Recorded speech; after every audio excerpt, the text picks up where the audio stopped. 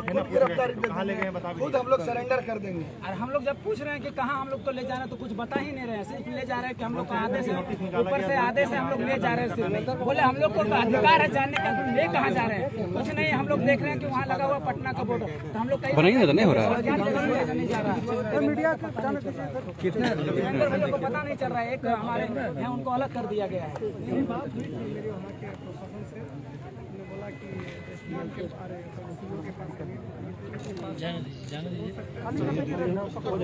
बड़ा दुर्भाग्य है, अपने हक और हुकूक की लड़ाई और न्याय के लिए संघर्षरत जो पीटी के छात्र थे, लगातार अहिंसात्मक ढंग से सत्याग्रह कर रहे थे और सत्य पर आग्रह होकर के सरकार को मजबूर कर रहे थे न्याय लेने के लिए। लेकिन दुर्भाग्य, कल रात में पुलिस की बर्बरता सरकार के इशारे पर हुआ है और इन नौजवान छात्रों को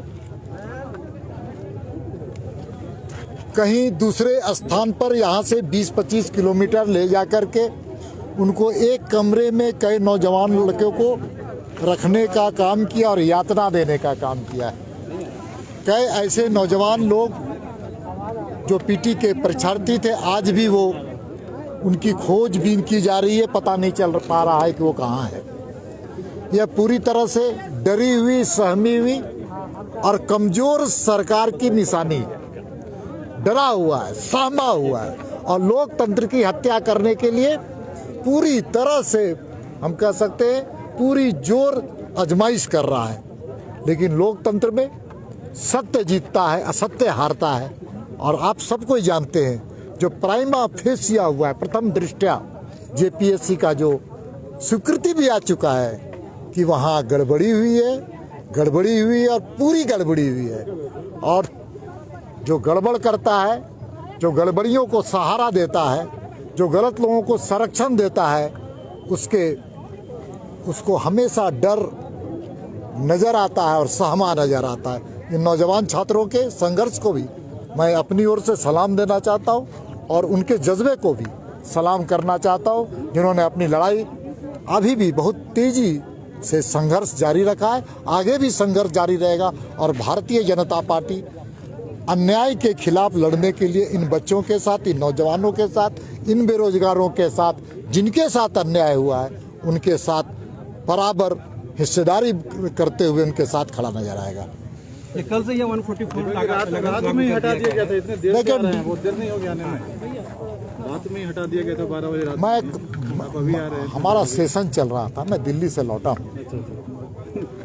लौटा हूँ, मेरा सेशन चल रहा है और पूरी पार्टी इनके साथ है, इनके हर संघर्ष के साथ है और पूरे पार्टी के कार्यकर्ताओं का नैतिक समर्थन इनके साथ है। हमारे विधायक कल विधानसभा में इन सारे विषयों को रखने का काम किया था। हमारे विधायकों पर, भानु जी पर लाठी बर्बरता के साथ चलाने का काम किया, कई पर मुकदमे दर्ज करने का काम किया। ये लोकतंत्र में, ये लोकतंत्र की हत्या। बीजेपी आंदोलन को प्रश्रय दे रही है, कल शाम को वो आए थे यहाँ पर। देखिए, कौन क्या बोल रहा है ये नहीं जानते। ये बात सच है कि 57 बच्चों का उन्होंने स्वयं स्वीकार किया गड़बड़ी है।